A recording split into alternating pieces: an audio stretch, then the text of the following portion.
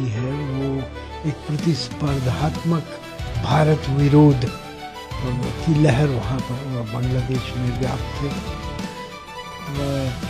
Party हों या और दल हों, उनके पास कोई एजेंडा नहीं है।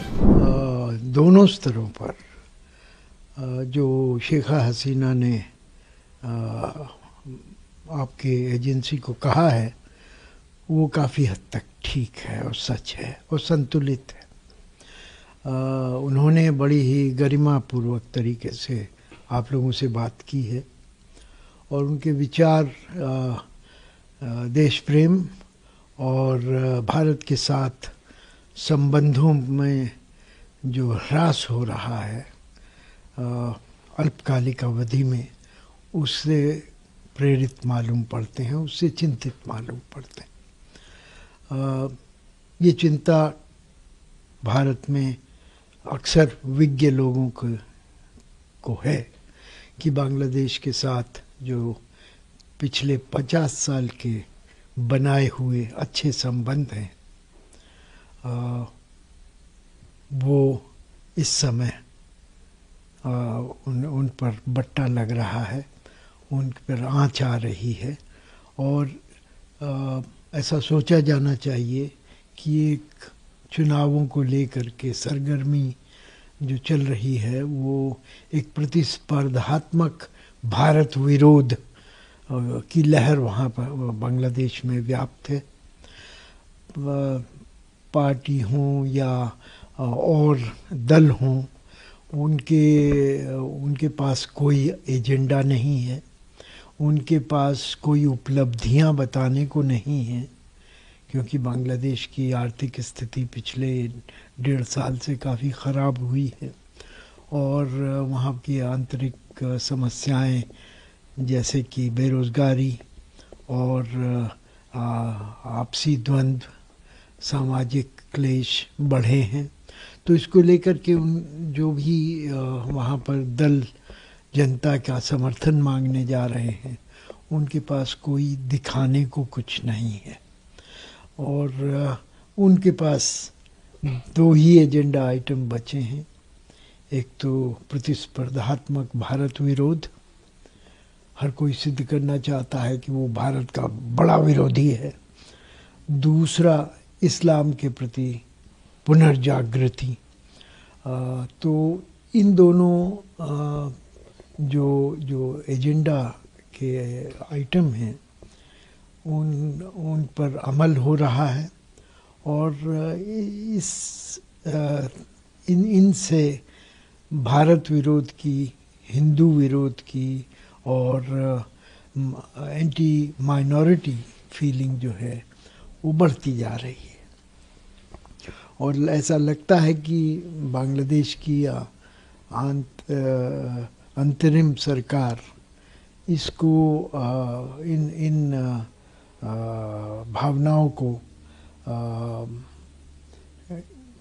रोकने में असमर्थ रही है और कुछ हद तक ये भी माना जाता है कि बांग्लादेश की सरकार इन भावनाओं को हवा दे रही है।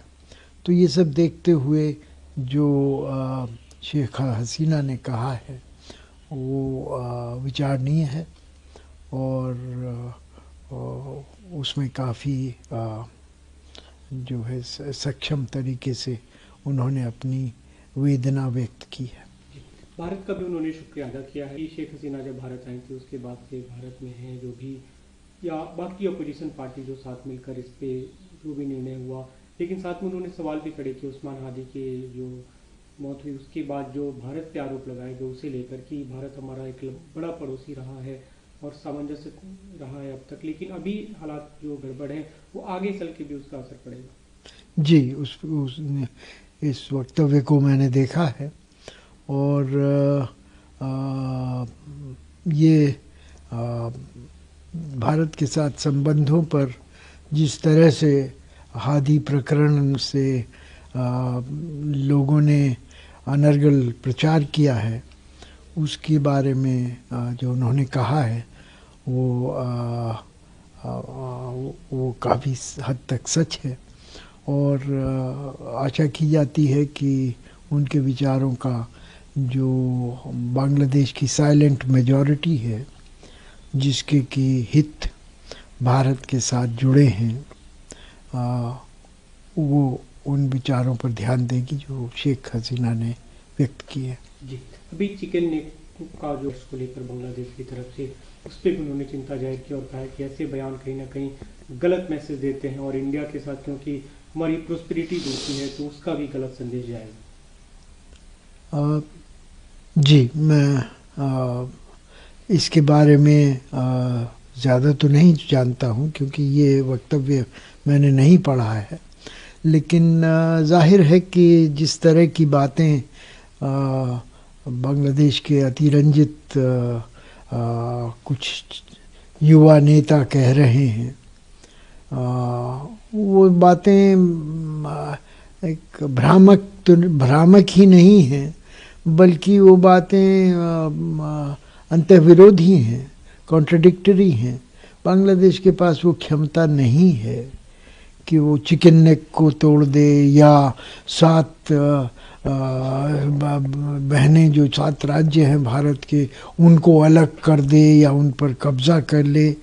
ये सब एक तरह से प्रोपेगेंडा है और तापमान बढ़ाने का तरीका है।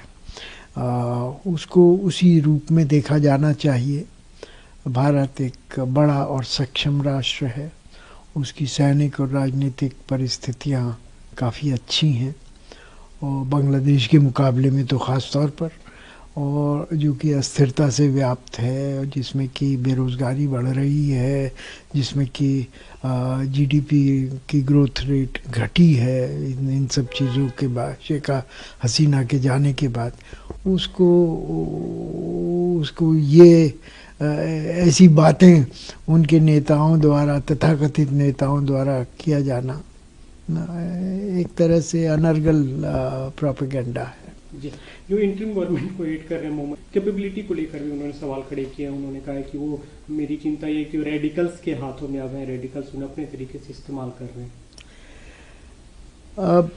देखिए, एक और स्तर पर अगर जाएं तो बांग्लादेश में शेख हसीना और मोहम्मद यूनुस के बीच में 36 का आंकड़ा काफ़ी दिनों से है। एक ज़माने में नोबेल शांति पुरस्कार मिलने के बाद ये प्रतिस्पर्धा दोनों नेताओं के बीच में बढ़ गई थी कि बांग्लादेश का नेतृत्व कौन करेगा, और वो अभी तक प्रतिस्पर्धा जारी रही है।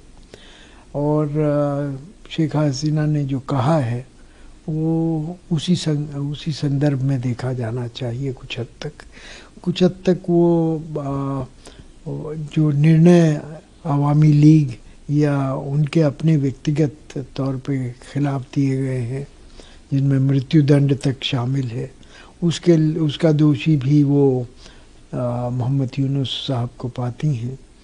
और मोहम्मद यूनुस साहब भी इस बारे में चुप नहीं हैं। तो ये दोनों के बीच में जो वार्तालाप या आरोप प्रत्यारोप हो रहे हैं, उसको उसी संदर्भ में देखा जाना चाहिए। जी, भी संबंध है, उस पर भी उन्होंने सवाल खड़े किए कि आप एक तरह से आप रिलेशन रख सकते हैं, लेकिन बाकी देशों के साथ, खासतौर पे जो भारत के साथ हो रहा है, वो कहीं ना कहीं चिंताजनक है। बात सही है। शेख हसीना ने पाकिस्तान के साथ संबंध रखे थे, पर वो बड़े औपचारिक और ठंडे संबंध थे, क्योंकि उनके परिवार ने पाकिस्तान को करीब से देखा है। शेख मुजीब को हिरासत में लिया गया और उनको कई बार पाकिस्तानी राज्य ने जेल में भेजा गया, उनके पिता को। और उनके जो धर्मनिरपेक्ष रवैया रहा है, उसका भी पाकिस्तान विरोध करता रहा है।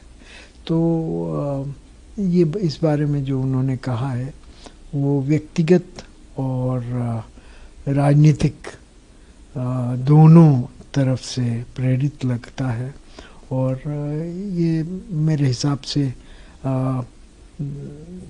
ये भी उन्होंने स्पष्ट किया है कि पाकिस्तान के साथ संबंध से उनको इनकार नहीं है, लेकिन इन संबंधों का अगर मंतव्य एक संयुक्त मोर्चा खोलना हो भारत के विरुद्ध, तो वो जाहिर है कि अंततः वो विफल होगा और उससे बांग्लादेश और भारत के जो संबंध हैं वो और जटिल होंगे। और पाकिस्तान में वो क्षमता नहीं है कि वो भारत के साथ बांग्लादेश के जो व्यापक संबंध हैं पड़ोसी के नाते, एक देश जिसके साथ तकरीबन 90% लैंड बॉर्डर बांग्लादेश का है, उसको रिप्लेस नहीं कर सकता, उसका बदील पाकिस्तान नहीं बन सकता।